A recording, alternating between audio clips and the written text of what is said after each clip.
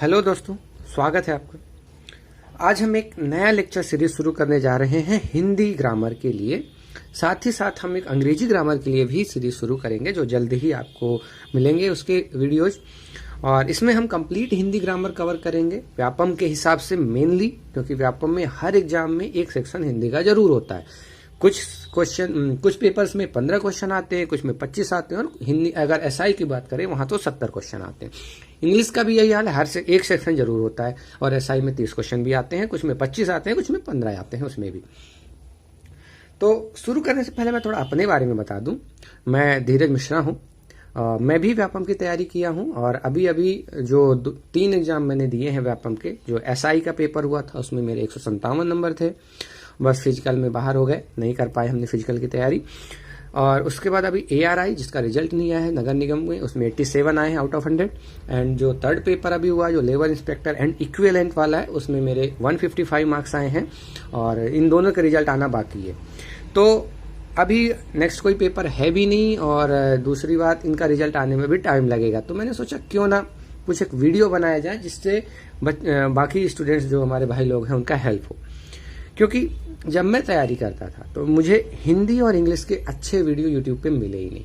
आप कहीं भी सर्च करेंगे आपको हिंदी ग्रामर मिलेगी ही नहीं। साथ में इंग्लिश की ग्रामर मिलेगी लेकिन सही तरीके से नहीं है जो एग्जाम ओरिएंटेड हो। तो मैंने कोशिश करी है कि ये जो मेरे पास टाइम है बीच का 2-4 महीने, इस टाइम पे मैं हिंदी और वीडियो को कंप्लीटली कवर करूंगा, जिससे आपकी शिकायत दूर हो जाएगी कि यूट्यूब में हिंदी या इंग्लिश के अच्छे वीडियो नहीं मिलते। दूसरी बात, मेरे पढ़ाने का तरीका थोड़ा सा अलग है। मैं नोट्स बनाता हूँ, खुद बनाता हूँ, जैसे मैं पढ़ता हूँ वैसे ही मैं पढ़ाऊंगा। और बिलीव मी, अगर आप उसको बहुत अच्छे से पढ़ेंगे, बहुत अच्छे से समझेंगे तो आप 25 क्वेश्चन अगर हिंदी के आएंगे तो 22 से 23 बहुत आराम से कर पाओगे। उसके अलावा हिंदी हम बात करेंगे, हिंदी क्वेश्चन करते कैसे हैं। आपको कभी डायरेक्टली नहीं करना है, आपको एलिमिनेशन मेथड यूज करना है। कैसे यूज करना है वो भी हम बात करेंगे। साथ ही साथ जब हमारा सिलेबस हो जाएगा तो जैसा कि आप जानते हैं कि व्यापम मॉडल आंसर देता है, कोई भी पेपर हो उसके मॉडल आंसर। इस तरह से व्यापम में 150 से 200 पेपर अवेलेबल है। तो उनमें जो हिंदी और इंग्लिश के क्वेश्चन है वो भी हम सॉल्व करेंगे। उससे फायदा क्या होगा, एक्चुअल क्वेश्चन जब हम करेंगे तो हमको पता चलेगा कि हम ऑप्शन सेलेक्ट या एलिमिनेट कैसे करते हैं। तो हमको ये समझ में आ जाएगा कि हमको एग्जाम में अटेम्प्ट कैसे करना है। मैं ये नहीं बोल रहा हूँ आपको आता नहीं, बट कहीं ना कहीं थोड़ी बहुत प्रॉब्लम हो जा रही, तभी एग्जाम में नंबर कम आ रहे हैं। तो वो जो 2-4-6 क्वेश्चन से बच्चे रह जा रहे हैं, जो नहीं हो पा रहे हैं, ऐसा नहीं उनको नहीं आता, उनको बहुत ज्यादा आता है, पर वो थोड़ी सी मिस कर जाते हैं, थोड़ी सी कहीं कहीं गलतियां कर जाते हैं, जिसके कारण से उनके नंबर नहीं आते और बाद में 1 या 2 नंबर से वो रह जाते हैं। तो हम हर वो चीज कोशिश करेंगे जो पॉसिबल है, जो कि की जा सकती है। आप हमको जरूर बताएं कि आप कैसा लग रहा है। दूसरी बात, आई थिंक आपसे मैं 1 या 2 साल का ही बड़ा हूंगा, तो या हो सकता है कुछ लोगों से छोटा भी हूं। तो आप बेफिक्र होके जो भी बात है आप बताएं, जिस भी सब्जेक्ट पे आप चाहें, math, reasoning, GK, English, computer, जिस भी सब्जेक्ट पे आप बोलेंगे, जो भी डाउट आपका होगा उस पर जरूर हम वीडियो बनाएंगे। तो आज हम शुरू करते हैं संज्ञा से। हम हर चीज को थोड़ा सा डिटेल में पढ़ेंगे, बहुत अच्छे से पढ़ेंगे। हो सकता है टाइमिंग थोड़ा ज्यादा हो जाए तो उसके लिए माफ कीजिएगा, लेकिन ये बात की गारंटी है कि जो भी पढ़ेंगे आपको बहुत अच्छा लगेगा। अब शुरू करते हैं। आज का टॉपिक है संज्ञा। संज्ञा से हम शुरू करेंगे। हम जिंदगी भर से संज्ञा, सर्वनाम, विशेषण, ये सब पार्ट ऑफ स्पीच पढ़ते आ रहे हैं, हिंदी में भी पढ़ते आ रहे हैं और इंग्लिश में भी पढ़ते आ रहे हैं, फिर भी हमको नहीं बनता। एग्जाम में जब क्वेश्चन आते हैं इनसे रिलेटेड तो हमको नहीं बनता। तो क्यों नहीं बनता, उसके पीछे रीजन ये है कि हम चीजों को समझते नहीं है। अब जैसे संज्ञा की परिभाषा ही ले लें तो किसी वस्तु, व्यक्ति या स्थान के या भाव के नाम को हम संज्ञा कहते हैं। हमको बस इतना ही पता है। अगर उसके डिटेल में आप नहीं जाओगे, और उसके 5 टाइप होते हैं, उनको हमने रट लिया, जातिवाचक, व्यक्तिवाचक, भाववाचक, इसमें ये होता है, आप नहीं कर सकते क्वेश्चन। आपको फील करना पड़ेगा कि ये संज्ञा ऐसा है तो क्यों है। अगर हम किसी को व्यक्तिवाचक बोल रहे हैं तो क्यों बोल रहे हैं, तब जाके और फिर उसके बाद क्वेश्चन की प्रैक्टिस करने के बाद ही आप 100% एक्यूरेसी के साथ कर पाओगे। 25 में से 23, 24 या इवन 25 अटेम्प्ट कर पाओगे सही से। तो संज्ञा की बात करें आज, तो किसी वस्तु, व्यक्ति या स्थान या भाव के नाम को संज्ञा कहते हैं। उससे पहले थोड़ा सा बैकग्राउंड में चलते हैं, ये संज्ञा कहां से आया। तो शब्द की अगर हम बात करें तो जो शब्द क्या होते हैं, जो स्वतंत्र रूप से प्रयुक्त होते हैं, और जो स्वतंत्र रूप से प्रयुक्त नहीं होते वो अक्षर कहलाते हैं। जैसे मान लीजिए मेरा नाम है धीरज, धीरज में अक्षर कैसे हैं? ध, ई, रा, ज, आ। तो इनमें क्या है, ये स्वतंत्र नहीं है। कुछ व्यंजन होंगे जो स्वर के साथ चलेंगे, कुछ स्वर होंगे, और इन तीनों को मिल के जब जैसे धीरज बना, वो एक शब्द है, उसका कुछ मतलब है, धैर्य। तो उन चीजों को हम बोलते हैं शब्द। तो स्वतंत्र रूप से ये प्रयुक्त होते हैं। जैसे मैं कहीं भी लिखूंगा धीरज, तो उसका कुछ मतलब है, वो स्वतंत्र रूप से प्रयुक्त हुआ है। अब व्यापम की एक बहुत ही बेकार आदत बोले या गंदी आदत बोले, जो भी आप बोले, ये नंबर पूछता है। शब्द कितने तरह के होते हैं? आप 2, 3, 4, 5। पद कितने तरह के होते हैं? 4, 5, 6, 7। ये बहुत उटपटांग टाइप के क्वेश्चन होते हैं, पर हमको अब एग्जाम तो निकालना ही है, तो हमको उन पे भी ध्यान देना है। तो जब भी हम कोई भी चीज पढ़ेंगे तो हम उनके साथ नंबर, जैसे यहाँ पे नंबर लिख दिया है मैंने, इनको लिख देंगे, जिससे आप जब रिवाइज करेंगे तो आपको ये माइंड में बैठ जाएंगे। 5-6 बार बस आपको देखना होगा। एक बार आप वीडियो देखें, 2 बार देखें, उसके बाद जो हमारे नोट्स हैं, जो कि हम फेसबुक पे शेयर भी करेंगे, उसको आप देखें। आप तो प्रिंट निकलवा ले, वैसे मैं तो बोलूंगा आप अपने हाथ से बनाएं। उससे आपको, आपके दिमाग में चीजें बैठ जाएंगी, और ये जो नंबर्स हैं ये हमेशा के लिए याद हो जाएंगे, तो आपको एग्जाम में कभी दिक्कत नहीं होगी। तो शब्द के 2 टाइप होते हैं, ये आपको याद रखना, सार्थक और निरर्थक। अब सार्थक कौन होंगे? जिनका कुछ अर्थ निकलेगा। और निरर्थक कौन होंगे? कुछ भी मिला के उटपटांग आपने बोल दिया, एक शब्द बना दिया 3-4 अक्षर से मिला के, उसका कोई मतलब ही नहीं है, तो वो कहलाएगा। जैसे आप बोलते हैं पानी वानी, अरे भाई पानी वानी लाओ, तो पानी का तो मतलब है, लेकिन वानी का कोई मतलब नहीं है, लेकिन यूज तो होता है, अरे भाई पानी वानी लाओ। तो ये जो होते हैं निरर्थक शब्द कहलाते हैं। एक सार्थक, ये निरर्थक। 2 तरह के शब्द होते हैं। अब आती बात पद की। तो पद होते हैं 5 तरह के। देखिए, पार्ट ऑफ स्पीच जो होते हैं 8 वो अलग हैं। हिंदी की अगर हम बात करें तो पद होते हैं 5। ये आपको नंबर सहित याद होने चाहिए। डायरेक्टली पूछेंगे आपसे कि 4, 5, 6, 7 कितने पद होते हैं, आप बताओ, तो आपको याद रखना पड़ेगा। तो जैसे पहला पद है संज्ञा, दूसरा सर्वनाम, तीसरा विशेषण, चौथा क्रिया, 5वां अव्यय। हम हर किसी को बहुत डिटेल में पढ़ेंगे। इसके अलावा एक चीज जान लेते हैं, 2 बुक में संज्ञा के 2 टाइप दिए हुए हैं, तो हमको दोनों कवर करनी है। क्यों? एक ये बात है कि एक बुक में लिखा हुआ है संज्ञा, 2 भागों में उन्होंने बांटा है, व्युत्पत्ति के हिसाब से और अर्थ के आधार पर। तो व्युत्पत्ति के आधार पर इन्होंने बोला है रूढ़, यौगिक और योग रूढ़। तो आपको ये याद रखना, क्वेश्चन आपसे ऐसे नहीं आएंगे, आपसे क्वेश्चन पूछा जाएगा व्युत्पत्ति के आधार पर संज्ञा कितने तरह की होती है, तो आपको बताना पड़ेगा। या फिर एक ये क्वेश्चन पूछा जा सकता है, व्युत्पत्ति के आधार पर इनमें से संज्ञा कौन सी नहीं होती, और 3 ऑप्शन दिए होंगे, और चौथा ऑप्शन जो होगा वो आपका आंसर होगा। दूसरी बात, अर्थ के आधार पे जो 5 इन्हें बताए हैं वो हम इसमें भी पढ़ेंगे। तो ये कुछ एक्स्ट्रा चीजें वो आगे आपको हम पढ़ेंगे, उसको मिलेंगी, वो आपको बस याद रखने की बात है, समझने की जरूरत वहां पे नहीं है। जो समझना है वो यहां से समझना है आपको। तो शुरुआत करते हैं संज्ञा से। तो किसी वस्तु, व्यक्ति, स्थान या भाव के नाम को संज्ञा। अब ये रट लिया हमने तो कुछ समझ में कहाँ आया।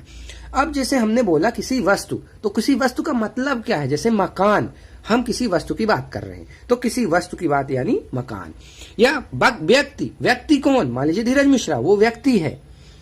स्थान, स्थान कौन सा हो सकता है? चेन्नई, लाहौर, इंडिया, जो भी कोई भी स्थान हो सकता है। उसके बाद अगर भाव की बात करें तो भाव मतलब आप समझ सकते हैं, उसको अनुभव कर सकते हैं, लेकिन आप देख नहीं सकते। जैसे कि प्यार, या जैसे कि भलाई। प्यार बहुत अच्छा एग्जाम्पल है, प्यार को आप समझ ही नहीं सकते, आप बस महसूस कर सकते हो कि आप प्यार में हो। तो ये हो गए भाव। तो अब हमको समझ में आया है कि संज्ञा क्या होता है। किसी वस्तु, वस्तु का नाम हम बता सकते हैं, कौन सी वस्तु। व्यक्ति, व्यक्ति का नाम भी हम बता सकते हैं। स्थान या भाव। तो जब भी हम कोई चीज अब देखेंगे, जैसे मान लीजिए आपने धीरज मिश्रा नाम सुना, आपने चेन्नई सुना, आपने मकान सुना, आप भलाई सुने, तो आपको पता होना चाहिए कि ये संज्ञा है और कौन सी वाली संज्ञा है। वो आगे हम डिटेल में और समझेंगे, तो वो भी समझ में आ जाएगा कि ये व्यक्तिवाचक संज्ञा है, ये भी व्यक्तिवाचक हो जाएगी, ये तो जातिवाचक हो जाएगी, और ये तो भाववाचक संज्ञा हो जाएगी। वैसे ये द्रव्यवाचक में भी आ जाएगी। अभी हम एक और चीज पढ़ेंगे। एक बड़ा कंफ्यूजन होता है कभी कभार, क्योंकि इस कारण से ये हम समझते हैं क्यों कंफ्यूजन हो रहा है। संज्ञा की जो पुरानी मान्यता है, जो अभी हमने थोड़ी देर पहले देखा दूसरी बुक के हिसाब से, उसमें भी 5 टाइप दिए हुए हैं। तो उन 5 टाइप में ये हम हमेशा पढ़ते आते हैं, जातिवाचक, व्यक्तिवाचक, भाववाचक, समूहवाचक, द्रव्यवाचक। लेकिन जो आधुनिक मान्यता है उसमें केवल 3 तरह की संज्ञा ही हम मानते हैं, जातिवाचक, व्यक्तिवाचक और भाववाचक। अब ये गड़बड़ क्या है भाई? तो देखिए, भाववाचक यहां भी आपको मिलेगा, भाववाचक यहां भी आपको मिलेगा, व्यक्तिवाचक यहां भी मिलेगा, व्यक्तिवाचक यहां भी मिलेगा, जातिवाचक मिलेगा यहां और यहां भी मिलेगा। अब ये जो दो हैं, समूह और द्रव्यवाचक, ये कहां गए? मेन प्रॉब्लम तो यही है कि ये दो गए कहां और इनको गायब क्यों कर दिया गया। तो देखिए, समूहवाचक का एग्जाम्पल अगर आप देखोगे तो जैसे सेना या गुच्छा। सेना यानी आदमी, जो उसमें आर्मी के मिलिट्री के लोग हैं उनका समूह। गुच्छा यानी मान लीजिए आप अंगूर के गुच्छे की बात करते हो तो वहां पे अंगूर के फलों का एक समूह।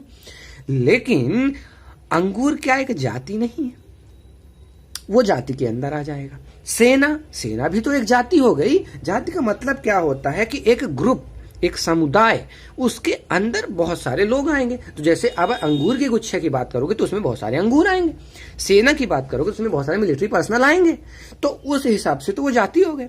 साथ ही द्रव्य की बात करें, जैसे सोना।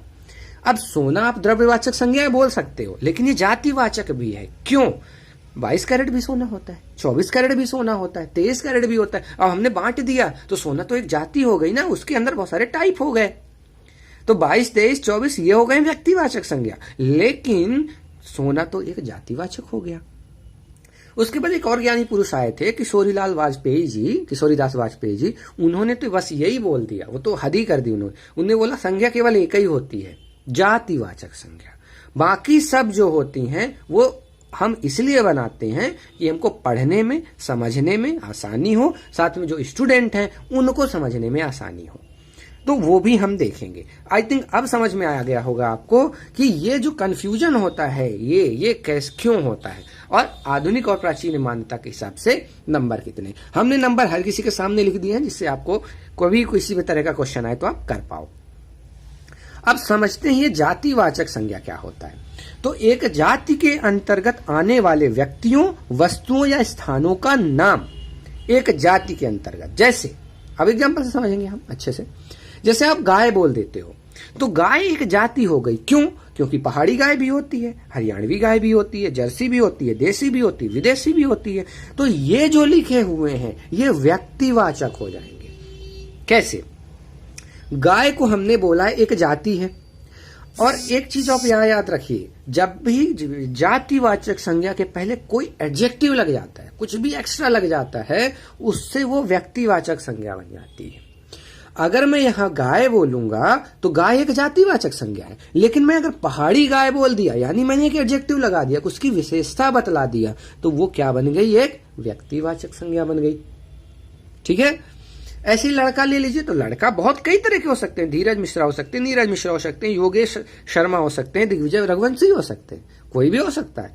लेकिन लड़के के अंदर ही आएंगे ना, तो ये लड़का एक जाति है जिसके अंदर सारे आएंगे, और ये पर्टिकुलर जो लोग हैं ये व्यक्ति कहलाएंगे, यानी ये व्यक्तिवाचक संज्ञा में आएंगे।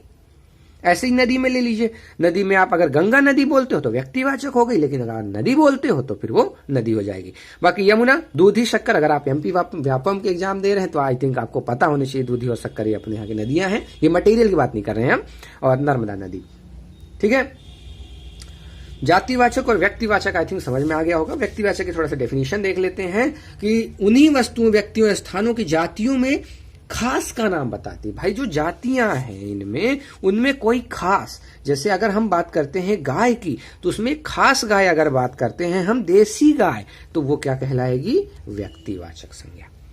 ठीक है? आप समझ में आ गया होगा। इनका इंग्लिश भी आप याद रखते जाइए, common noun and proper noun.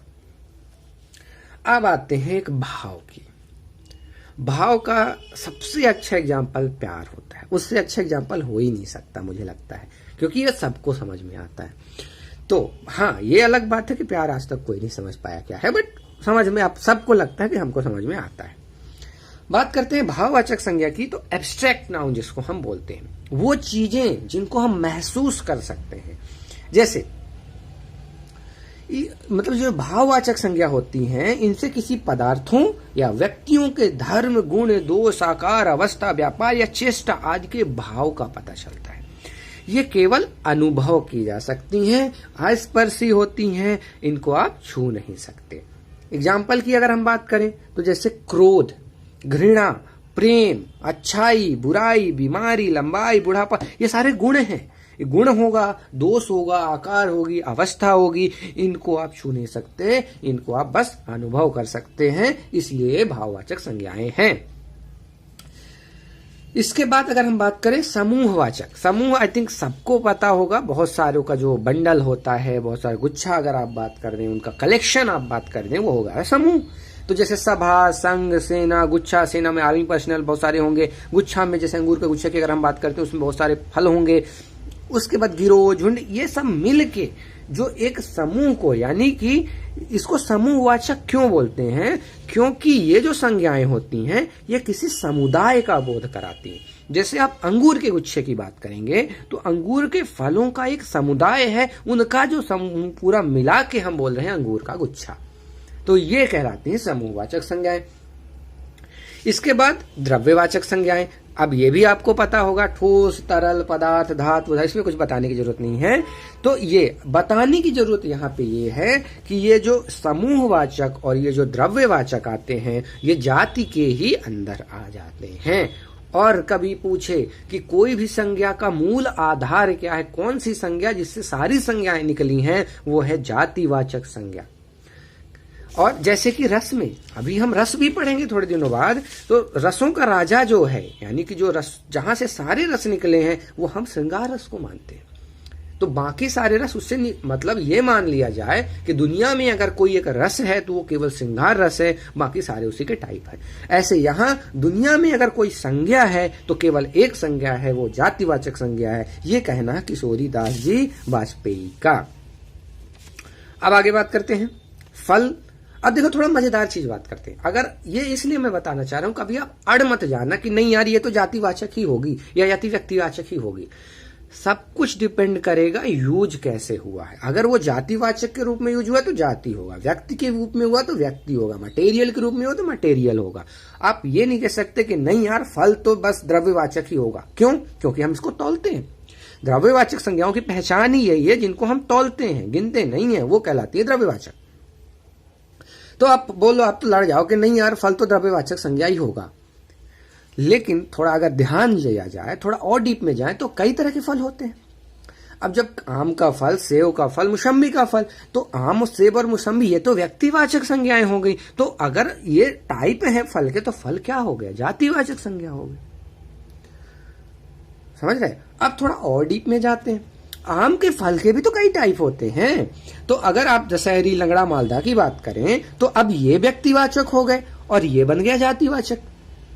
और थोड़ा अगर अंदर जाए तो मालदा के भी तो कई टाइप होते हैं। अब मालदा व्यक्तिवाचक से जातिवाचक बन गया और ये वाला दुधिया मालदा जो है व्यक्तिवाचक बन गया।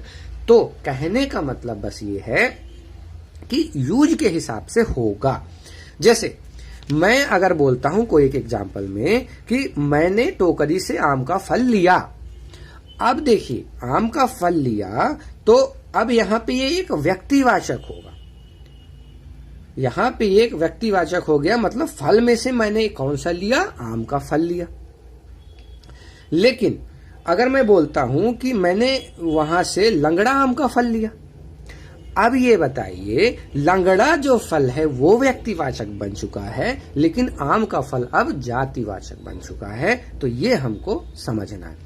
ऐसे ही सभा में होती है। सभा को हम हमेशा समूहवाचक मानते हैं, लेकिन सभा के भी तो टाइप होते हैं, जैसे आम सभा, वाल सभा। और जब किसी चीज के टाइप हो गए तो ये समूहवाचक न रखे, ये तो जातिवाचक बन गई और ये व्यक्तिवाचक बन गए, या फिर इनको समूहवाचक बोलो, ये तो जातिवाचक ही बन गए। इसी तरह इसीलिए डॉक्टर किशोरी लाल जी वाजपेयी का कहना है संज्ञा मात्र एक ही है, जातिवाचक संज्ञा। हम अध्ययन और समझदारी बढ़ाने के लिए तथा बच्चों को सिखाने के लिए इसके भिन्न भिन्न प्रकारों की बातें करते हैं। आई थिंक इंट्रोडक्टरी जो हमारा इंट्रोडक्टरी लेक्चर है आपको अच्छे से समझ में आ रहा होगा। अब कुछ एक और ज्ञानी लोग आ गए, उनने बोला ये सारा कंफ्यूजन दूर करो, ये बेकार है, इसमें आप जाति, व्यक्ति और मटेरियल, नाउन और इन सब में फंसे हुए। अब एक काम करो, अंग्रेजी की तरह चलते हैं। अंग्रेजी में तीन ही तरह की होती है, प्रॉपर, काउंटेबल और अनकाउंटेबल। प्रॉपर मतलब जो आप पर्टिकुलर बता सकते हो कि हाँ ये तेल या फिर ये डिओड्रेंट, तो ये चीज हो गई प्रॉपर नाउन। और बाकी जिनको गिन सकते हैं उनको काउंटेबल में डाल दो, जिनको नहीं गिन सकते हो अनकाउंटेबल में डाल दो। टेंशन ही खत्म पूरी, कोई जाति, धर्म, इनका कोई झंझट ही नहीं रह गया।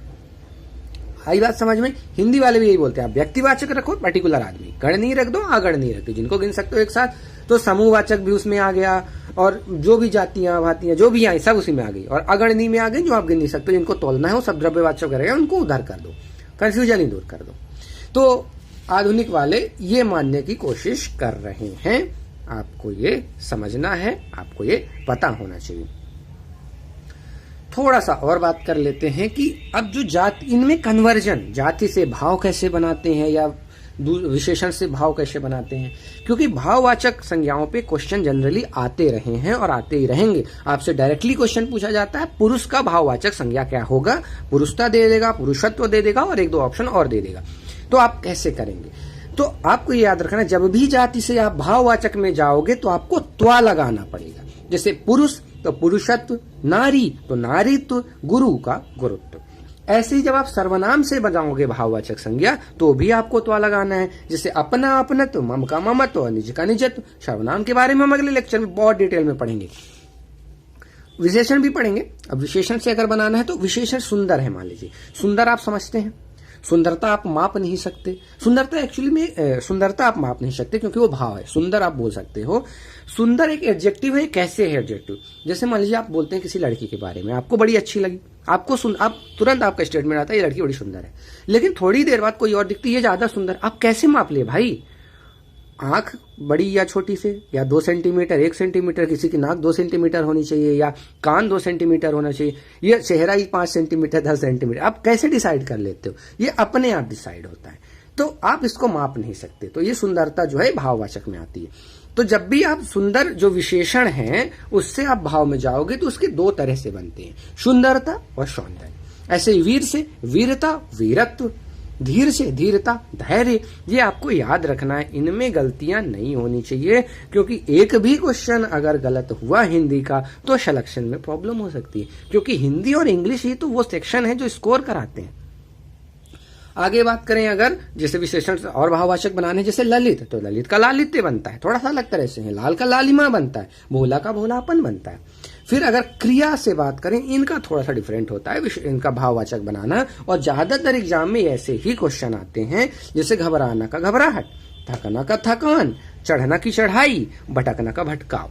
तो आपको इन चीजों पे बहुत ध्यान देना है। हम क्रिया, विशेषण, सर्वनाम सब कुछ अच्छे से डिटेल में पढ़ेंगे, लिस्ट के साथ पढ़ेंगे, जिससे उससे बाहर क्वेश्चन ना आए, या अगर आए भी तो आप ऑप्शन एलिमिनेशन के थ्रू सही कर पाओ। तो मुझे उम्मीद है आपको समझ में आया होगा, आपको पसंद आया होगा। आप कमेंट करके जरूर बताएं, और साथ में किसी और सब्जेक्ट में आपको प्रॉब्लम होती है तो वो भी आप जरूर बताएं। धन्यवाद।